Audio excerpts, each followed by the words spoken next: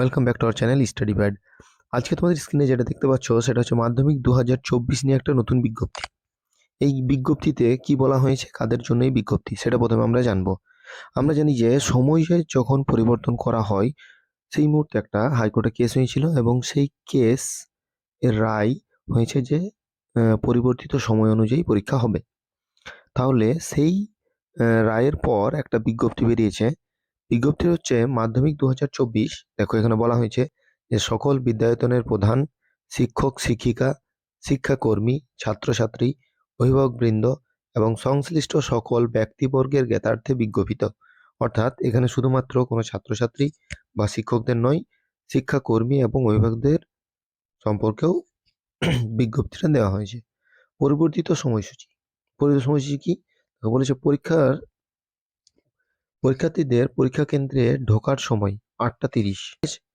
এরপর যেটা বলা হয়েছে প্রশ্নপত্র বিতরণের সময়। প্রশ্নপত্র বিতরণের সময় হচ্ছে 9টা 45। 9টা 45 মানে 10টা থেকে কিন্তু পরীক্ষা শুরু হবে। পরীক্ষার সময় কত বলেছে? 10টা থেকে 1টা, 3 ঘন্টা পরীক্ষা হচ্ছে। আর 15 মিনিট আগেই প্রশ্নপত্র দেয়। তাহলে এগুলো কিন্তু দেখো বলে দিয়েছে। এরপর কি?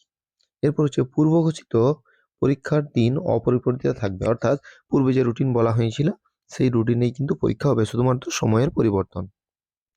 এটা কি বলেছে? পশ্চিমবঙ্গ মধ্যশিক্ষা পর্ষদ। তাহলে পর্ষদের এই বিজ্ঞপ্তিটি আমার দেখতে হবে। এরপর দেখো কিছু তথ্য দেওয়া আছে, কিছু বলা হয়েছে। মহামান্য কলকাতা উচ্চ আদালতের নির্দেশে আসন্ন মাধ্যমিক পরীক্ষায় পরীক্ষার্থীদের সুবিধার জন্য জেলা স্তরে নিম্নলিখিত হেল্পলাইনগুলি খোলা হচ্ছে।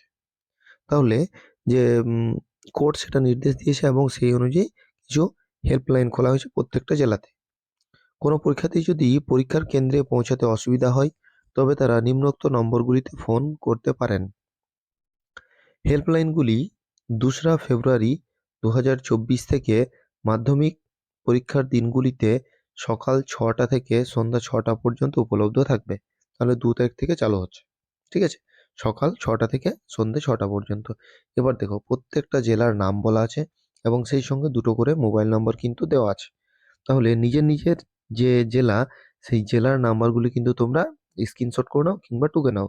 কারণ যদি সমস্যায় পড়ো তাহলে কিন্তু এইগুলি কিন্তু কাজে লাগবে। শুধুমাত্র এটা কিন্তু যে শিক্ষার্থী তাদের নয়, গার্জেনরা যদি কেউ এই ক্লাসটি দেখে থাকো তারাও এই নাম্বারগুলিকে নোট করো।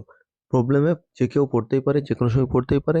যেহেতু হেল্পলাইন নাম্বার দিয়েছে সেহেতু আমরা সেগুলোকে ব্যবহার করতে পারি। দেখো প্রত্যেকটা জেলার কিন্তু নাম্বার দেওয়া আছে, 2-3টে করে হেল্পলাইন নাম্বার দেওয়া আছে, ঠিক আছে? তাহলে মধ্যশিক্ষা পর্ষদের এটাই এখন এই যে বিজ্ঞপ্তিটা, এই বিজ্ঞপ্তিটা তোমাদেরকে জানানো হলো। যদি তোমরা জেনে তোমাদের বন্ধু-বান্ধবী কেউ যদি থাকে মাধ্যমিক পরীক্ষার্থী, ঠিক আছে? তাদেরকেও এই ক্লাসটি, এই ভিডিওটিকে শেয়ার করো যাতে তারাও উপকৃত হয়।